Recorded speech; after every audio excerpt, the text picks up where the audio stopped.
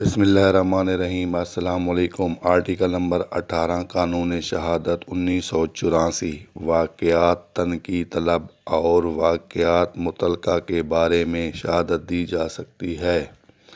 Article number 18 قانون شہادت کسی نالش یا کارروائی میں ہر تنقید طلب واقعہ اور ایسے دیگر واقعات کے وجود یا عدم وجود کے بارے میں شہادت دی جا سکے گی جو بعد ازیں واقعات متعلقہ قرار دیے گئے ہیں اور دیگر واقعات کے بارے میں نہیں۔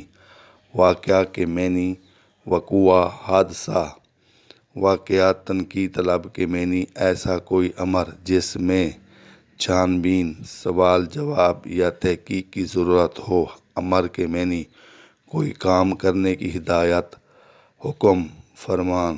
تحقیق کے معنی تلاش کرنا، کھوج لگانا، دریافت کرنا۔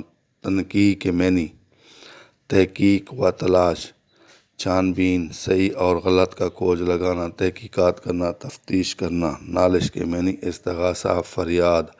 عدالت فوجداری میں کسی کے خلاف دعویٰ کرنا، داد خواہی۔ وجود کے معنی موجود ہونا۔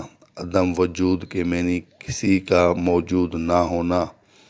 بعد ازیں کے معنی اس کے بعد۔ بسم اللہ الرحمن الرحیم۔ السلام علیکم۔ آرٹیکل نمبر 18 قانون شہادت 1984۔ واقعہ تنقید طلب اور واقعہ متعلقہ مثال دے کر واضح کریں۔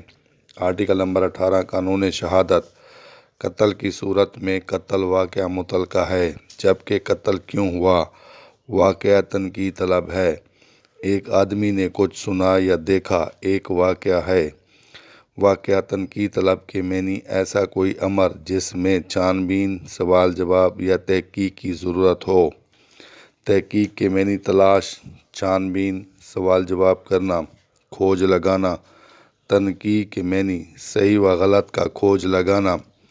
واقعہ متعلقہ کے معنی ہر وہ واقعہ جس کے اثبات یا تردید سے واقف تنقیح کے اثبات یا تردید پر اثر پڑے۔